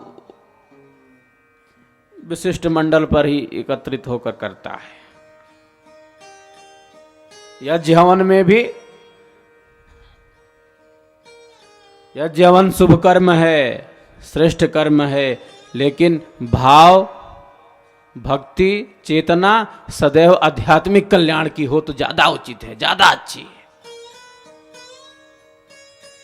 आत्मा के उद्धार की हो, आत्मा के कल्याण के भाव से, आत्मा के उद्धार से, भक्ति से युक्त हो, ये भावना यज्ञ में होनी चाहिए, तो बहुत कल्याण होगा। निश्चित बात है, इसमें कोई संदेह नहीं है। आहुति दे रहे हैं, ये मिल जाए, हौ मिल जाओ, हौ काम हो जाओ।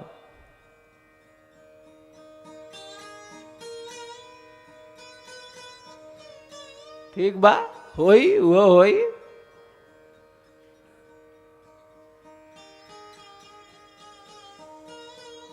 लेकिन साहब ये तो चलते बा ऊपर नीचे, प्रकृति में चलत रहेला, ऊपर नीचे अप डाउन चलता। प्रकृति के नियम है, सुख दुख चलिए जा, कोनो एक समान ना रही, हमेशा सुख ना रही, हमेशा दुख ना रही, आवत जात रही, अप डाउन चलत रहेला। अजय ज्ञान में स्थित बा, वो हमेशा आनंद में बा, हमेशा सुख में बा। ऐसन ऐसन एकर ज्ञान, ऐसन बोध भाव करा लगे।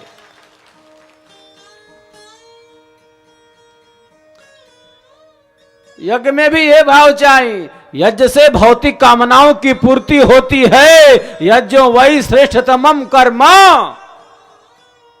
लेकिन सब भौतिक कामना पूर्ण होती रहे, हम राग में जिए, हम ईर्ष्या में जिए, हम द्वेष में जिए, अरे हो नहीं सकता, ऐसा नहीं हो सकता। ये जीवन का अंदाज नहीं है, ये जीने का अंदाज नहीं है साहब। बहुत बड़ी वस्तु है।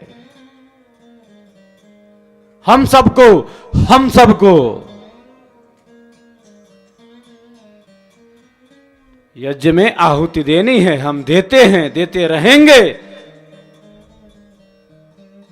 विहंगम योग के प्रणेता सदगुरु सदाफल देव जी भगवान ने इस विहंगम योग के प्रचार प्रसार का प्रारंभ भी यज्ञ से किया, यज्ञाहुति से किया।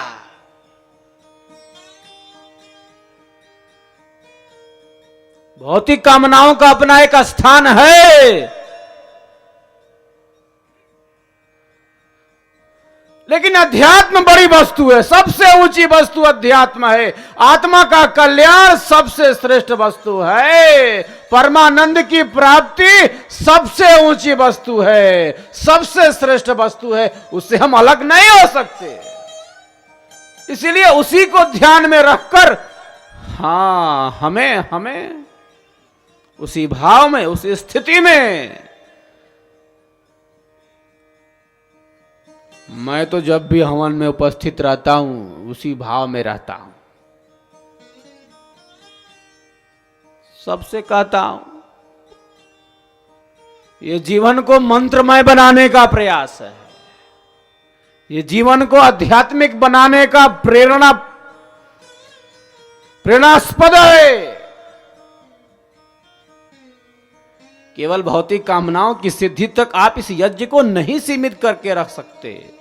शुभ कर्मों को भक्ति नहीं कहते, सीधी सी बात है, इसमें क्या टेंशन है। शुभ कर्मों को भक्ति नहीं कहते।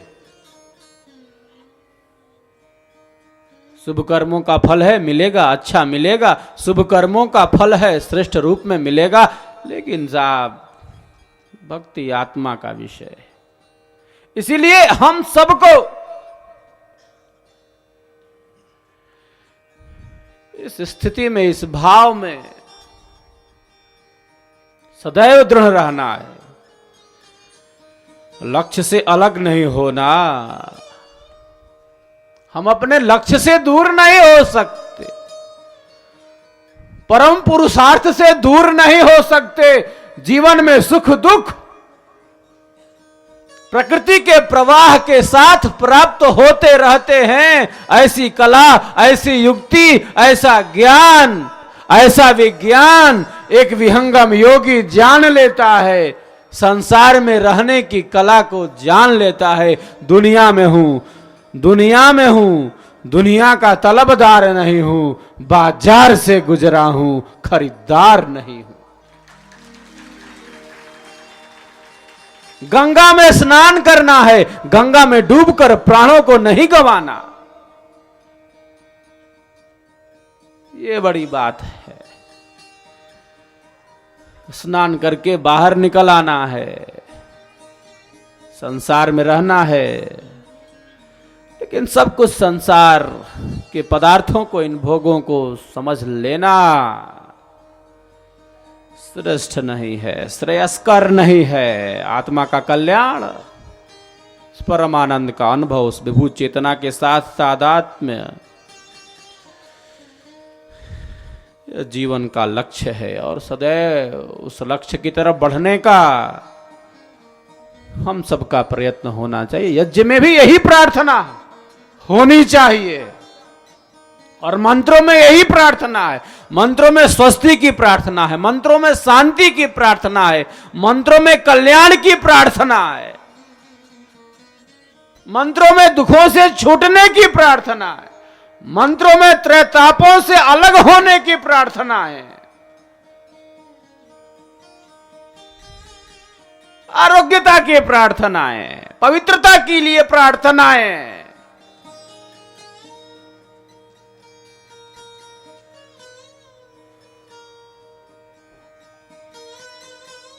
लेकिन बहुत गंभीरता और बड़ी स्थिरता की आवश्यकता जीवन में है।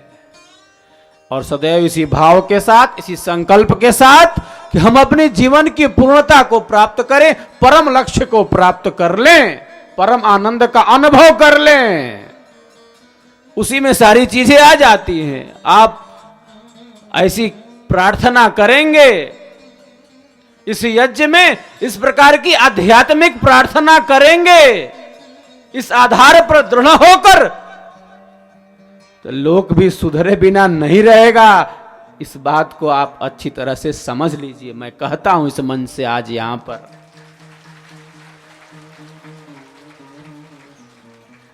अध्यात्म से ही सारी समस्याओं का समाधान हो जाता है।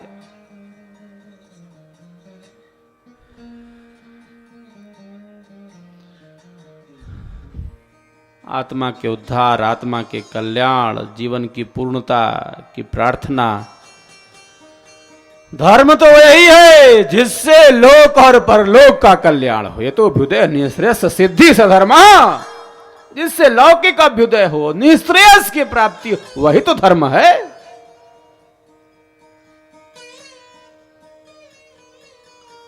तो सदैव लक्ष्य ऊंचा होना चाहिए, सदैव लक्ष्य वास्तविक होना चाहिए, यथार्थ होना चाहिए, सत्य होना चाहिए, निर्भ्रांत होना चाहिए, चेतन लक्ष्य होना चाहिए, चेतन लक्ष्य होना चाहिए। सीधी सी बात, लक्ष्य हमारा चेतन होना चाहिए। आज पंचम दिवस के लिए मैं इतना पर्याप्त समझ रहा हूं। कल और परसों हम पुनः यहाँ पर उपस्थित होकर विहंगम योग और इस ब्रह्म विद्या की ज्ञान गंगा में, इस त्रिवेणी में गोते लगाएंगे। आप सब बड़ी स्थिरता से, बड़ी गंभीरता से इसका लाभ ले रहे हैं, इसका आनंद ले रहे हैं। आप सब बड़ भागी हैं। आपके कल्याण की कामना, आपके विकास की कामना है। प्रतिदिन वैदिक महायज्ञ में आहुतियों को देना, आसन प्राणायाम का अभ्यास करना और स्वरवेद की दिव्य वाणियों का श्रवण करना, ये अद्भुत संयोग है। यही तो त्रिवेणी है। यही स्नान हमें आंतरिक रूप से शुद्ध बनाता है, पवित्र बनाता है। आपके कल्याण की कामना के साथ आज पंचम दिवस यही अपनी वाणी को विराम देता हूँ। आपके भौतिक एवं आध्यात्मिक जीवन के निर्माण के उत्कर्ष की कामना करता हूँ। बोलिए सद्गुरुदेव की। सुख शांति सबको मिले, यह उपदेश हमार। सारा विश्व हमार है, हम हैं सब संसार। विहंगम योग मनोनिग्रह से लेकर आत्मज्ञान एवं परमात्मा प्राप्ति तक की यात्रा है विहंगम योग। अमर हिमालय योगी अनंत श्री सद्गुरु सदाफल देव जी महाराज ने अपनी 17 वर्षों की गहन साधना से इस सनातन ब्रह्म ज्ञान को धरती पर पुनर्स्थापित किया है। उनके स्वयं के प्रत्यक्ष अनुभवों पर आधारित महान आध्यात्मिक सदग्रंथ स्वरवेद विहंगम योग का संपूर्ण दर्शन प्रस्तुत करता है, जिसका प्रैक्टिकल आप भी अपने घर परिवार में रहते हुए कर सकते हैं। विहंगम योग में मात्र 10 मिनट के विधिवत साधन से ही अद्वितीय अनुभव होने लगते हैं। विश्व की अनेक वैज्ञानिक संस्थाओं के शोध विहंगम योग की साधना को एक अत्यंत प्रभावशाली ध्यान पद्धति के रूप में प्रतिष्ठित करते हैं। इसके अतिरिक्त विहंगम योग में सांसारिक मनोकामनाओं की पूर्ति हेतु वैदिक हवन यज्ञ का भी प्रावधान है। सन 1924 में स्थापित इस संस्थान में सद्गुरु श्री स्वतंत्र देव जी महाराज एवं संत प्रवर श्री विज्ञान देव जी महाराज के मार्ग निर्देशन में आज 35 देशों में विभिन्न भेष, भाषा, जाति, धर्म के लाखों लोग अपने आध्यात्मिक जीवन का निर्माण कर रहे हैं। प्रोजेक्ट विहंगम के तहत देश विदेश में अनेक सामाजिक सेवा कार्य चलाए जा रहे हैं। पूर्णतः निःशुल्क चल रहे विहंगम स्वास्थ्य अभियान शारीरिक ही नहीं, मानसिक एवं आध्यात्मिक स्वास्थ्य को भी सुनिश्चित करते हैं। नशा मुक्ति अभियान से लाखों लोग तंबाकू, शराब व अन्य नशीले पदार्थ छोड़ चुके हैं। मानसिक तनाव से होने वाले अनगिनत रोगों में विहंगम योग की साधना से विशेष लाभ होता है। विहंगम शिक्षा अभियान के तहत भौतिक एवं नैतिक दोनों ही प्रकार की शिक्षा सुनिश्चित की जाती है। विहंगम सुधार कार्यक्रम सामाजिक कुरीतियों के निवारण हेतु सतत कार्यरत है। आज 2000 से अधिक जरूरतमंद विद्यार्थी विभिन्न आवासीय गुरुकुलों में निःशुल्क शिक्षा पा रहे हैं। विहंगम लाइफ वर्कशॉप आधुनिक समाज के व्यस्त जीवन में स्वास्थ्य, सुख व शांति का संदेश दे रहा है। विहंगम सुरक्षा अभियान जीवन की मूलभूत आवश्यकताओं पर ध्यान देता है। मातृशक्ति कार्यक्रम महिला सशक्तिकरण एवं कन्या भ्रूण हत्या निषेध के लिए अनवरत कार्यरत है। वृद्धाश्रम, वृक्षारोपण व गौ सेवा तो सैकड़ों विहंगम योगाश्रमों के अभिन्न अंग हैं। मानव कल्याण के इन अनवरत कार्यों हेतु विहंगम योग संस्थान अब संयुक्त राष्ट्र संघ हैबिटेट से भी मान्यता प्राप्त है। यदि आप भी ब्रह्म विद्या विहंगम योग के अनूठे ज्ञान से जुड़ना चाहते हैं तो संपर्क करें। महर्षि सदाफल देव आश्रम, छतनाग रोड, झूसी, प्रयाग, इलाहाबाद, उत्तर प्रदेश 211019।